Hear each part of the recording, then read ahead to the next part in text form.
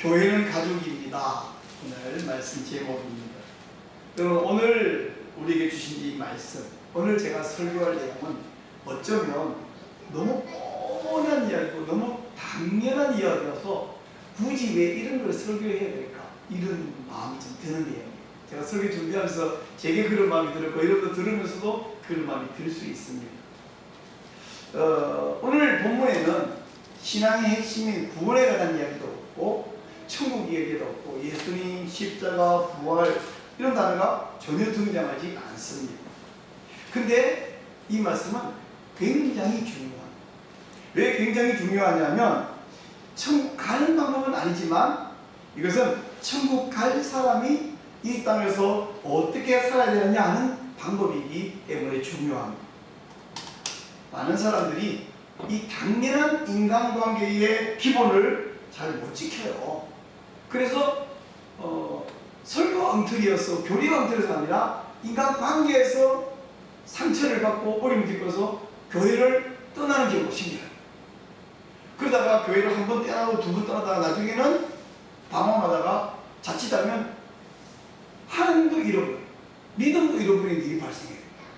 즉 뭐가 다른 게 잘못되어서 아니라 옆에 있는 사람과 관계를 잘못하는 것 때문에, 잘못했다면 상대방이 내게 한 것이 이게 불편하고 못 견디면 결국에는 천국 가실 분이 천국을 못 가겠다는 말씀이죠.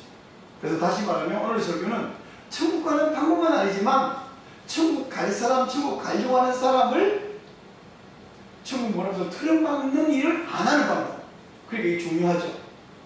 자, 농담 하나 할게요. 우리 예수 사랑하시면 거룩하신 말이 있어요. 찬송가 있잖아요. 우리 옛날 70년 되면 교회당 백구에 고무신 쫙 벗어놓고 교회 들어갔던 기억나죠? 근데 나오니까 고무신이 다 비싸게 생겼잖아. 그게 헷갈리는 거예요. 또 어떤 사람은 나오니까 고무신이 지그랑 사이즈가 거의 똑같은데 좀 셀 거 있어. 에라 모르겠다 싶고 하는 의미가 있겠죠. 그래서 이런 노래 아십니까? 예수 사랑하려고 예배당에 갔더니 눈 감으라 해놓고 신발 훔쳐 가더라. 교회가 훔쳐간 건 아니고, 교회 어떤 사람이 헷갈렸거나 약간 찜을 묻히고, 그러면 그 고무신 한계 때문에 천국 못 가는 거예요. 다시는 교회 안 가, 이렇게. 근데 여러분, 고무신이 그게 뭐라고 이렇게 생각하실 때, 사실은 사람이 엄청난 거거든요. 해결을 하는데 사소한 거 두 개, 세 개 하면 해결이 안 되는 거예요. 사도 바울이 오늘 디모데전서 5장에서 귀한 지면을 할애해서 일부러 이 교훈을 써놨거든요. 하나님께서도 바울을 통해서 이 말씀을 우리에게 주셨습니다. 그 이유는 뭐냐? 교회를 건강하게 세우는 비결이 이 속에 있기 때문입니다. 그래서 오늘 말씀을 핵심으로 딱 요약하면 이겁니다. 교회는 가족이다. 다 같이 시작! 교회는 가족이다. 너무 당연한 하들을 지금 기술하고 있습니다. 자, 오늘 교회는 가족인데 첫 번째 원리는 뭘 말하고 있냐면 1절과 2절 말씀에서 주시는 교훈은 교회에서 연장자를 어떻게 대할 것인가 하는 방법입니다. 이걸 요약하면 남자 연장자는 아버지처럼 대하고 여자 연장자는 어머니처럼 대하라. 이건 여러분에게 복창시킬 필요도 없어요. 너무 뻔해요. 우선 단어를 조금 살펴볼게요. 여러분 1절에서 늙은이라는 단어 나오고 늙은 여자라는 단어 나오는데 현대인들이 이 단어를 안 좋아해요. 심지어 호박도 늙은 호박 이런 표현을 안 좋아해요. 그 늙은 호박이 정신명칭인데 그런 말을 안 좋아해요. 그러면 이 성경에 원래 기록된 헬라어 원문은 어떻게 됐을까? 제가 찾아보면 어떻게 됐냐면 프레스비테로스 이런 단어인데 영어에 혹시 아십니까? 프레스비테리언이라는 말이 있어요. 잘 못 들어본 분 계실 텐데, 우리 장로교회잖아요. 장로교회 그 장로교회가 우리 프레스비테리언 철치거든요. 이 프레스비테리언스는 여러분 잠깐만 저 17절 좀 17절 보면 잘 다스리는 장로들은 배나 존경할 자로 알되, 여기 장로라는 말이 나오죠. 헬라어 원문에서 똑같은 단어입니다. 1절에 늙은이, 17절에 장로, 같은 단어인데 번역을 다르게 해놨거든요. 프레스비테로스인데 그 뜻이 뭐냐? 뜻은 두 가지가 있어요. 늙은 사람 혹은 장로라는 직분을 가진 사람, 장로 직분, 두 가지 이렇게 따로 있어요. 동시에 같은 단어를 갖고 있어요. 이전에 가니까 늙은 여자인데 이건 헬라어로 보면 프레스비테라스라고 되어 있어요. 그 우리나라 말에는 여성형, 남성형 그게 없는데 라틴어, 영어, 프랑스어 이렇게 하면 그 독일어 이렇게 하면 여성형, 남성형 있잖아요. 여기 전혀 이렇게 잠들고 뭐 이렇게 브라보 이렇게 브라보 그 남자 여자에게 브라바 여성형 바뀌잖아요. 이게 프레스비테로스 이건 남자 늙은 분 혹은 장돌도 돼. 프레스비테라스 그러면 나이 드신 여자를 이야기해요. 또 원문도 늙은 남자, 늙은 여자를 뜻하는데 번역하기를 늙은이, 아무 늙은이도 저는 아직 늙은이라는 생각을 전혀 안 하는데 제가 좀 더 늙어도 늙은이란 말을 썩 좋아할 것 같지 않아요? 그래서 고민하다가 AI에게 물어봤어요. 야, 이거 표현 안 좋은 표현인데 어떡하면 좋겠니?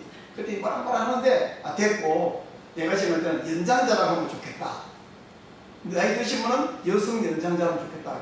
AI가 걔 머릿속에 맞장구 치도록 프로그램이 되어 있잖아요.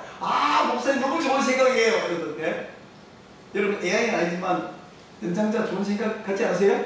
네, 우리 늙은이 이렇게 써놓고 연장자 이렇게 읽으면 좋겠다는 생각이 듭니다.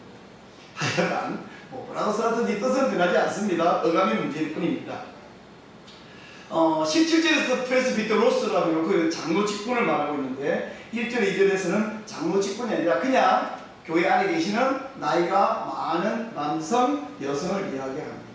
즉 장로가 아니어도 남성 연장자, 여성 연장자에게도 존대하라라는 말입니다. 우리 아들들, 딸들이 잘 이해를 못할 수 있지만요, 사람이 나이가 들면 누구나 걸리는 병 중에 한 개가 뭐냐면 섭섭병이라는 게 걸려요. 이 섭섭병 걸려요. 예전에 어떤 전도사님이 자기 어머니가 나이가 많은데 전화를 이렇게 수화기 들고 전화를 했어요. 전화를 걸면 어머니에게 안부 전화를 했는데 근데 이 집에 TV를 켜놓고 한 거야. 그 어머니가 섭섭병이 걸려갖고 지들끼리 모여가지고 깔깔대고 웃고 떠들고 맛있는 거 먹으면서 나한테는 연락 안 하고 전화 한 통만 했다. 아니 안부 전화하는 거 잘한 거잖아요. 근데 TV를 켜는 TV 소리를 전화기 듣고 지들끼리 모여 깔깔대고 웃고 있다라고 아주 단단히 오해해서 섭섭병 걸린 것을 경험했다는 거예요. 그 할머니, 그 전도사님의 어머니, 할머니가 잘못한 게 있습니까? 할머니 입장에 잘못한 게 없어. 그럼 이 어머니의 아무 전화부는 전도사님은 잘못한 게 있습니까? 서로 잘못한 게 없는데 어머니는 삐져버린 거야. 아무 전화 잘해라고 삐졌다. 그럼 이분은 또 뭐야? 이 따님은 무슨 죄를 졌냐고. 이게 누구 잘못이라기보다는 나이가 들면 저절로 생긴 게 섭섭병이에요. 말 한마디에 섭섭병 걸리는 게 그 안 걸리면 되잖아요. 너 늙어봤냐? 나는 젊어봤어. 그래서 어떻게 되냐? 섭섭병 걸리니까 이게 젊을 때까지는 나이 들면 섭섭병 걸립니다. 그 말은 이해가 안 돼요. 듣고 무슨 말인지는 알겠는데 느낌이 안 와. 그러니까 이제 여러분이 나는 젊었냐 늙었냐의 기준이 뭐냐면 나이 들면 섭섭병이라는 말이 이해가 되면 이제 더 이상 젊은 게 아니야. 몇 살이냐가 중요한 게 아니고 나이 들면 섭섭병이라는 말이 이해가 되면 이제 여러분 더 이상 젊은이가 아니에요. 그 말이 이해가 안 될 때까지는 아직 나 젊은 거라 생각하시면 됩니다. 나이가 50이 넘어도 그 말이 이해 안 될 수 있고 그죠? 40밖에 안 돼도 이해가 될 수 있어. 하여간 우리 하나님께서는 나이 들면 섭섭병이다 그런 말은 안 하셨고 바울을 통해서 하나님 뭐라 말하냐면 늙은이를 꾸짖지 말아라. 꾸짖지 마라. 그럼 나이 드신 분이 잘못한 거 없나요? 있죠. 애도 잘못하고 있고 청년도 있고 어른도 있고 뭐 할아버지도 할머니도 잘못하는 누구나 사람은 잘못하고 잘못 알고 실수하고 해요. 근데 애에게 또 탱탱해라 지금 애가 울어요. 슬퍼서.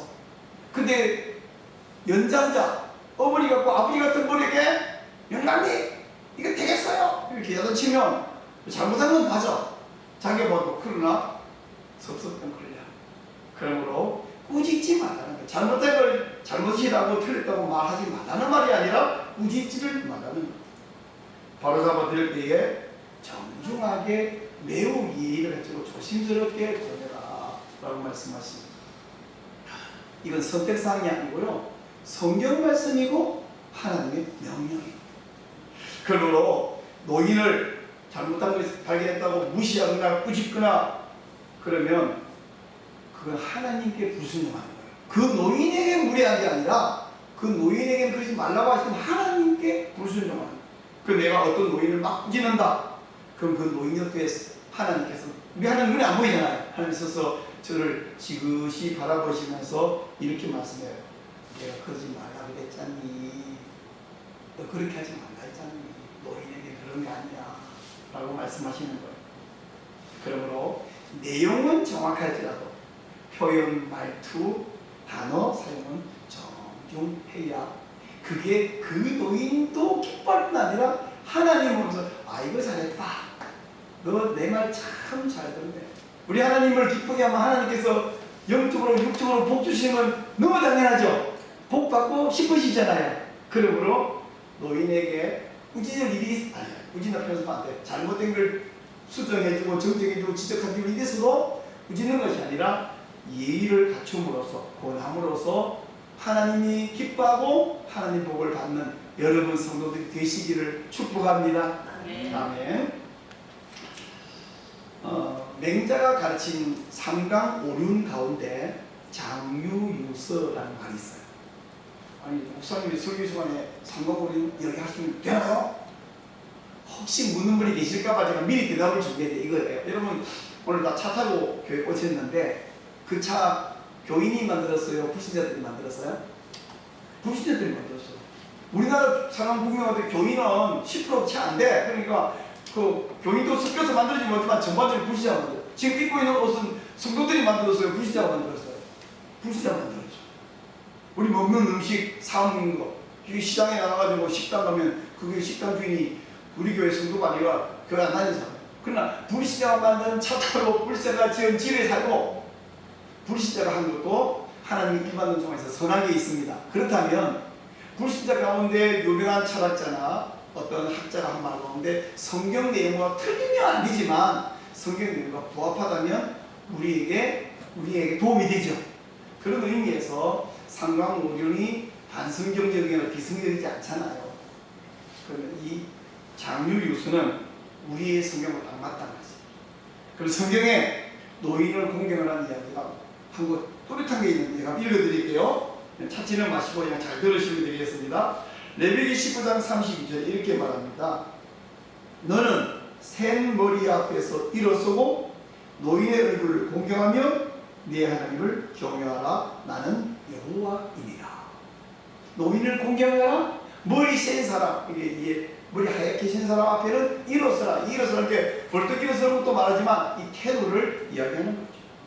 그러므로 믿음이 좋은 성도 여러분, 연장자, 그냥 한두 살 많은 게 아니라 특별히 거의 아버지 뻘, 어머니 뻘 이렇게 되시는 연장자를 친부모님처럼 공경하고 공손하고 정중하게 대할 때에 우선 그 어른이 네 가지가 있다고 말합니다. 네 가지 알죠? 아, 저 사람은 네 가지가 있어. 그 말 아주 좋은 말. 그런 곳에 가서 나를 칭찬할 거예요. 남이 나를 칭찬하면 내가 무엇이 유익해도 유익합니다. 또한 하나님이 연장자에게 꾸짖지 말고 정중하게 교훈하시는 것을 잘 지킬 때 하나님이 보면서 잘한다는 거예요. 칭찬하십니다. 복을 주십니다. 하나님도 기뻐하시고 우리 교회 공동체도 서로 그것 때문에 행복해져. 그러면 여러분 자신도 복이 모두에게 하나님과 그 상대는 우리 공동체 모두에게 복이 되는 방법이에요. 우리 연장자를 위한 태도를 말씀해 주셨습니다. 두 번째 교훈은 뭐냐면 연소자는 어떻게 대할 것인가. 우선 연소자를 보니까 1절 후반부에 젊은이에게는 형제에게 하라. 2절 후반부에 젊은 여자에게는 온전히 깨끗함으로 자매에게 하라. 이렇게 말씀합니다. 형제처럼 대하라. 여러분 다 이제 우리가 나이가 들고서 회사에 취직을 이렇게 하잖아요. 회사 직원이 많기도 하고 적기도 하는데 극단적으로 나눠서 말한다면 어떤 회사는 신입 직원에게 쌀쌀 맞고 거칠게 대하고 마구 부려먹고 쉴 수 있으면 탱탱 호되게 나무라고 그러다가 도무지 능력이 없으면 내보내버리는 그런 회사가 있다고 합시다. 또 어떤 회사는 친동생처럼 대하고 친절하게 설명해주고 잘 이끌어주고 실수하면 다음에 달아나고 격려해주고 그래서 잘 모르고 능력 없던 나를 상당히 유능한 사람으로 설 수 있도록 도와주는 그런 이 선임자들이 있다고 합니다. 어떤 회사가 잘 될까요? 여러분 같으면 어떤 회사에 취직하고 싶으세요? 뭐 정답은 너무 뻔하죠. 그러면 돈 벌려고 취직한 회사도 그러하다면 우리 교회는 무슨 돈 벌려고 온 거 아니잖아요. 여기는 우리가 천국 가기 위해서 가치를 함께하는 가치 공동체요, 신앙 공동체인데 이 공동체인 회사도 가족처럼 하려고 애쓴다면 우리 천국에 가서 영원히 함께 살려고 모인 사람들인데 여기서 어떻게 나보다 젊었으면 친동생처럼 이끌어주고 친구가 사랑을 베풀어 주는 것이 너무 당연하잖아요. 이거 안 돼갖고 교회 떠나버려서 그 교회 설교가 쏙 넘치더라. 그래서 떠나는 게 아니라 그 교회 교회들이 못됐더라. 그래서 떠나버리면서. 근데 이게 1절에서는 젊은이에게는 형제처럼 하다고 하는데 2절에서는 젊은 여자에게는 그냥 자매에게 하라고 말하는 거하고 그 사이에 한마디 더 붙이는 게 뭐냐면 온전히 깨끗함으로. 온전히 깨끗함으로란 말은 주변을 막 지저분하게 막 청소하는 뜻일까요? 그대로 막 박박 닦아서 깨끗하게 하는 말이 아니죠. 왜 이런 말이 들어가십니까? 혈기왕성한 남자는요 공통적으로 전 세계 공통적으로 젊은 여성, 예쁜 여성, 나보다 연약한 여성에게 완력을 쓰고 싶어 하고요, 추태를 부리고 싶어 하고요, 좀 더 하면 성적으로 유린하고 착취하기도 합니다. 그렇다면 이게 죄인의 특징이지만 절대로 젊고 예쁜 여성에게 그런 짓을 안 하는 관계가 뭐냐면 친여동생. 제정신이 아닌 사람 말고 우리 지금 정상적인 이야기예요. 정상적인 가정의 정상인 오빠가 자기 친여동생 어떻게 합니까? 언 놈이 내 동생 건드리게 해봐라. 가만 안 둔다. 이거잖아요. 그러므로 친여동생을 대하듯이 어떤 정신 나간 오라버니가 친여동생에게 파렴치한 짓을 하겠습니까? 남들이 내 여동생 절대 못 건드리게 보호해요. 그러므로 교회 안에서 젊은 여성 성도들을 대할 때 친여동생 대하듯이 사심없는 그런 순결함으로 대해줘야 되고 어떤 범죄도 내 여동생 못 건드리게 하듯이 우리 교회 성도 젊은 여성 남들도 못 건드리게 보호해주는, 그래서 온전히 깨끗함으로 대하라. 물론 오해하지 마세요. 친여동생도 아니고 교회에 있는 교회 오빠가 교회 여동생에게 진짜 마음이 동하면 프로포즈라도 하고 결혼도 할 수 있는데 그건 건드리는 게 아니고 그건 잘하는 거죠. 그것도 하지 말라는 말이 아니라 그렇지 않은 축태를 부리는 이런 짓은 있을 수 없으니까 온전히 깨끗함으로 친자매처럼 대하라고 말씀해 주고 있습니다. 세 번째 오늘 본문에서 주시는 교훈은 뭐냐면 책임 있는 가족의 의무를 이야기하고 있어요. 3절부터 10절까지 우리 읽었는데요. 10절 이후에도 또 필요한 말씀이 있지만 여기서 끊어 읽었어요.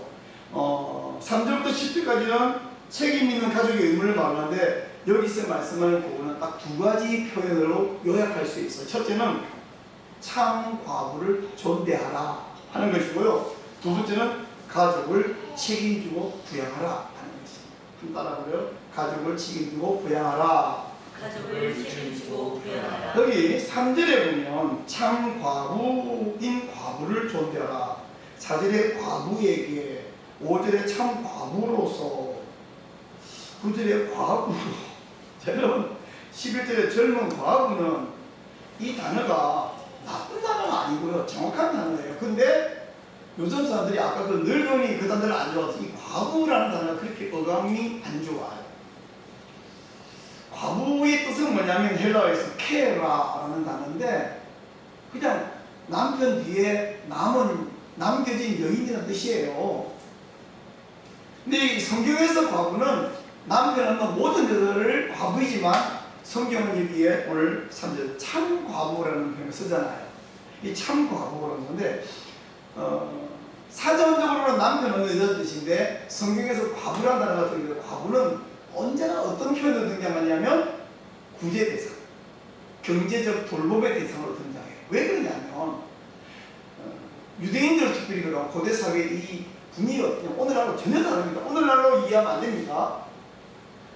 남편이 죽으면 아들이 있으면 아들이 그 농사짓는 땅을 상속을 받아가지만 아들이 없는데 남편이 죽었다. 요즘은 어때요? 그 재산이 다 부인 것이요. 그 시대는 안 그랬어요. 모든 땅을 시댁에서 다 회수해 가버립니다. 아니 농사지어 먹고 살다가 남편도 죽어버렸는데 땅도 회수해 가버리면 남은 게 뭐 있어요? 아무것도 없어요. 아무것도. 그래서 과부는 곧 경제적으로 궁핍하고 구제받아야 할 대상이라는 말과 동의어로 써있는 거예요. 그래서 이제 이 남편도 죽어버렸고 아들도 없는 여자는 어떻게 하란 말입니까?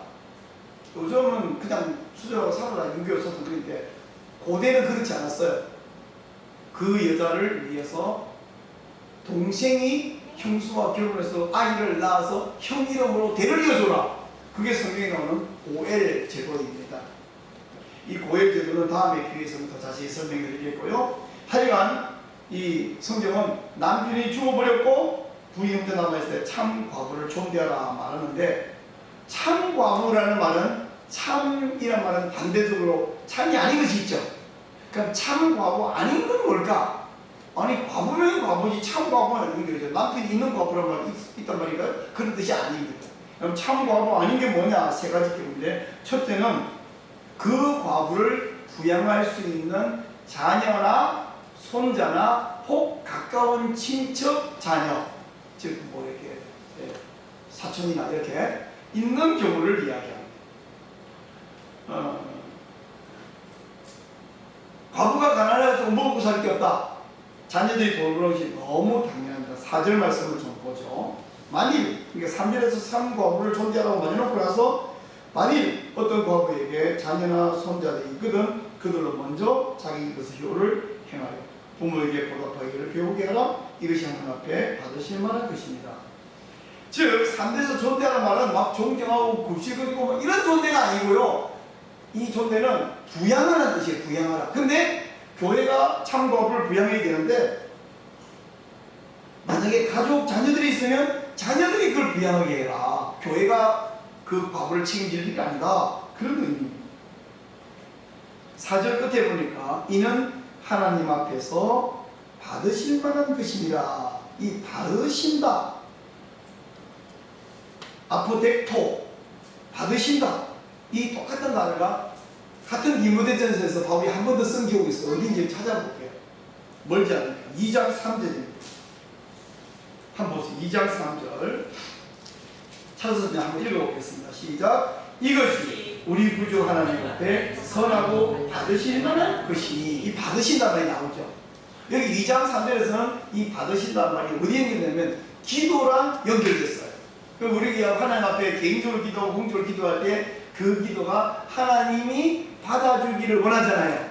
하나님 받아주시는 것에 우리가 반응해 주신 걸 보고 우리는 기도 응답이라고 하는데, 하나님이 내 기도를 받아주기를 원하죠. 즉 기도도 하나님께 받아주시는 것이지만, 이 자녀가 부모, 과부, 혼자된 과부 어머니, 과부 할머니를 부양하는 것이 하나님 앞에 받으실 만한 것이다. 다시 말하면 내 부모, 내 할머니에게 부양한다고 돈을 쓰고 신경을 쓰고 마음을 쓴 이것이 어머니에게 드렸고 할머니에게 드렸는데, 할머니도 받지만 또 누구도 받는다고? 하나님도 받는다.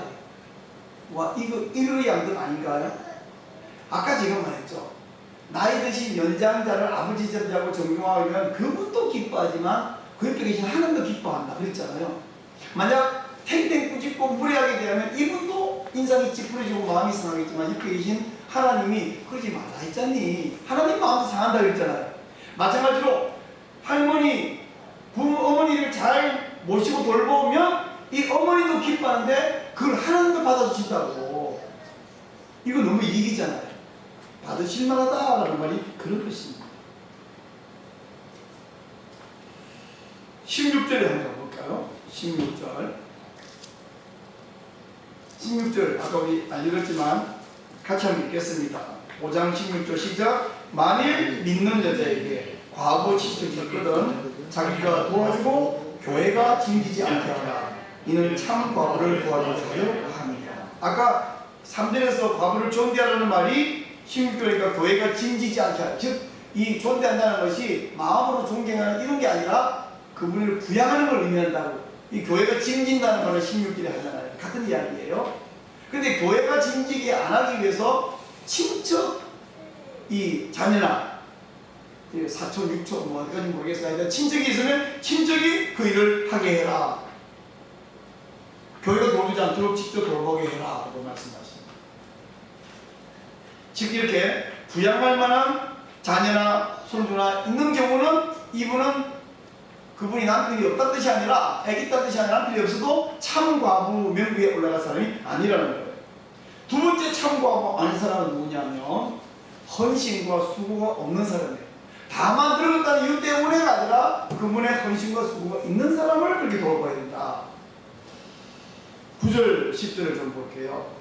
9절 과부로 명부에 올릴 자는 나이가 60이 덜 되지 않냐고, 즉 60 넘어야 되고요. 젊은 사람 안 되고요. 10절이 아주 중요합니다. 선한 행실의 증거가 있어 혹은 자녀를 양육하며 혹은 나그네를 대접하며 혹은 성도의 발을 씻으며 혹은 환난당한 자들을 구제하며 혹은 모든 선한 일을 행한 자라야 할지니라. 과거에 결혼해서 아이도 낳았고 또 나그네 대접도 하고 젊을 때 사명을 힘줬던 사람을 교회가 부양하고 돌볼 명부에 올리라. 세 번째 참 과부인 사람은 누구냐? 젊은 과부입니다. 젊은 과부는 14절 좀 볼게요.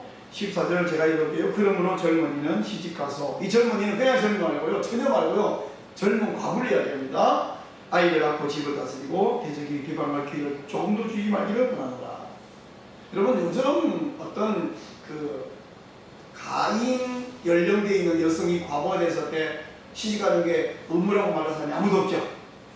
시집가고 싶으면 가고 안 가고 싶으면 안 가는 거지. 근데 이 경우 역시 다릅니다.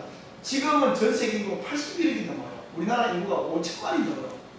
이럴 때는 지금 요즘 저출산 문제로 참 문제가 된다고 하는데, 그거랑 별개로 1세기는 어땠냐? 전 세계 인구가 몇 명인지 아세요? 1세기 전 세계 인구 2억이에요. 2억. 우리나라도 옛날에는 이 자녀가 많아야 유복한 가정인 시대가 있었는데요. 1세기 전 세계 인구가 2억밖에 되는 시대는 인구 수가 국력이고 경제력이었어요. 숫자가 있어야 자기를 보호하고 가족을 보호하고, 숫자가 있어야 양도 치고 농사도 짓고, 숫자가 있어야 돼. 숫자가 무조건 숫자가. 지금 우리 인구가 줄어가지고 뭐 국방도 문제가 있고 뭐 그러잖아요. 이렇게 인구가 많아도 그러한데, 그래서 1세기 이때는요, 특별히 이 로마 이런 시대에, 이스라엘 때에 가장 여성이 해야 되는 뭐냐면 나가서 일하는 게 아니에요. 그때는 뭐 여성이 뭐 컴퓨터 일하겠어요. 다 몸으로 일하는 데는 남자는 힘든 일을 해야 되고, 여자가 해야 될 믿음, 여자가 해야 될 사명은 뭐냐? 애 낳는 거예요. 한 명이라도 애 더 낳아서 많이 기르면 그 여성은 훌륭한 여성. 야곱의 부인 넷이 아기 낳기 시합을 벌인 거 보셨죠? 그 왜 그러냐? 요즘으로 말하면 공부하는 사람이라면 학위를 2개, 3개 내겠다는 거야. 박사학위 1개도 얼마나 어려운 하늘의 별따기인데 5개 땄다고 생각해봐요. 그걸 내야 그런 거예요. 6개 딴 거예요. 아니면 사업가 같으면 회사 하나도 끼끼는데 회사를 막 2개, 3개 계속 벌여다가 다 수긍해. 이 자녀 아들 6명 낳았다가 그런 의미로 이해하고 비슷하다. 근데 젊은 여성, 가임기에 있는 여성인데 과부가 됐어. 그러면 빈둥거려. 그럼 그 사람은 성실한 게 아닌 거예요. 수절하는 것이 믿음이 아니라 어디든지 시집가서, 그 남자가 마음에 드는 안 드는 개념보다 시집가서 아이를 낳고 가정을 꾸리고 자녀 기르고, 이게 미덕이었다 이 말씀이에요. 근데 젊은 과부가 그런 걸 안 하고 교회에 의존해서 얻어먹고 살겠다 한다면 안 되겠다.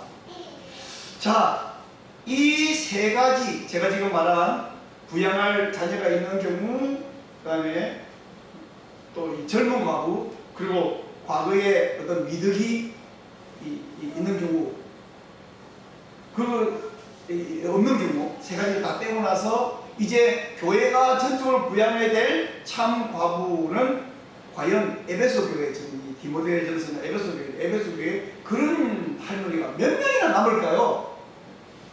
내가 생각할 때 거의 없어. 그럼 지금 바울이 디모데전서에서 에베소 교회 상을 두고 참 과부를 존대하라고 했는데 사실은요 과부 존대를 이야기하는 것 같지만 그게 아니야. 주제가 달라요. 주제는 뭐냐면 오히려 가족을 부양할 의무를 적극적으로 행하여라. 그게 하나님께 기도처럼 받아들여질 만한 것이다를 강조하고 있는 것입니다.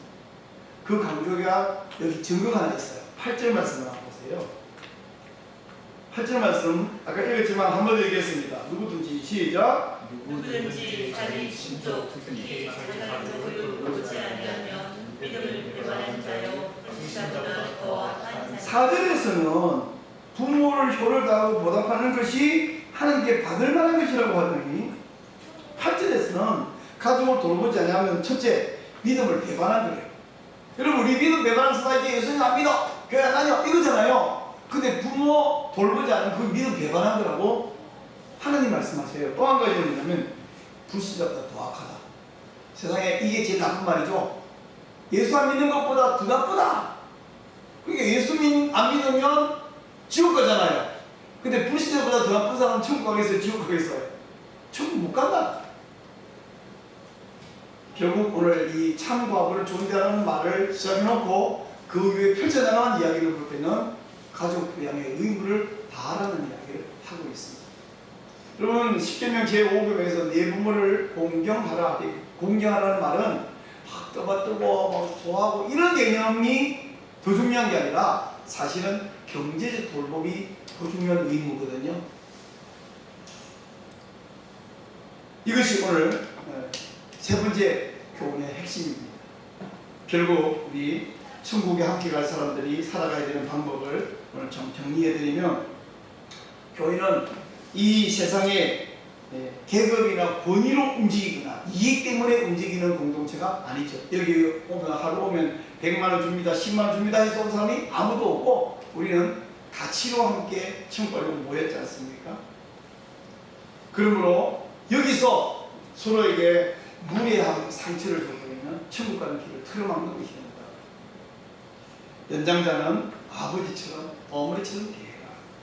또 젊은이는 내 친형제처럼 대하고 또 여성 젊은이에게는 친자매처럼 대하는데 거기에 깨끗함으로 정결하게 대해라. 정말 순결하게 보호해주고 내 친여동생처럼 보호해주라. 이걸 안 하면 그걸 안 하고 교회 다니면 성경 지식이 아주 풍부하거나 교리를 바르게 세우거나 막 기도를 아주 뜨겁게 하거나 찬송을 무슨 성경처럼 잘 부른다고 하더라도 그런 것 때문에 우리 교회는 그런 거 없습니다만 어떤 교회가 뭐 오르간 진짜 멋있잖아요. 그리고 이 오르간 이게 막 한 4단 되더라고요. 와 밑에 또 밟고 계단도 밟고 이거 밟고 이거 같은 거 그 소리가 얼마나 아름다워. 그런 거 있다고 하여 은혜를 받는 게 아니라 상처를 받는 거 따라버리는 거. 그 교회만 따라하는 게 아니라 천국을 버린다는 거. 그러므로 오늘 본문은 어쩌면 너무 뻔한 이야기, 당연한 이야기, 굳이 설교시간에 말할 필요가 있을까 싶은 이야기를 합니다만 문제는 이 당연한 이야기가 실천하기가 쉽다 어렵다? 어렵다. 우리는 어려움으로 이 당연한 것을 할 수 있기를 성령님께 은혜를 구해야 할 것입니다. 그래서 우리 교회 이름이 행복한 교회잖아요. 한 사람도 실족하는 사람이 없고 천국의 기쁨을 이 교회 공동체 안에서 이 공간뿐 아니라 우리 성도들 사이 관계에서 미리 천국의 기쁨을 보는 그런 아름다운 영적 공동체가 되기를.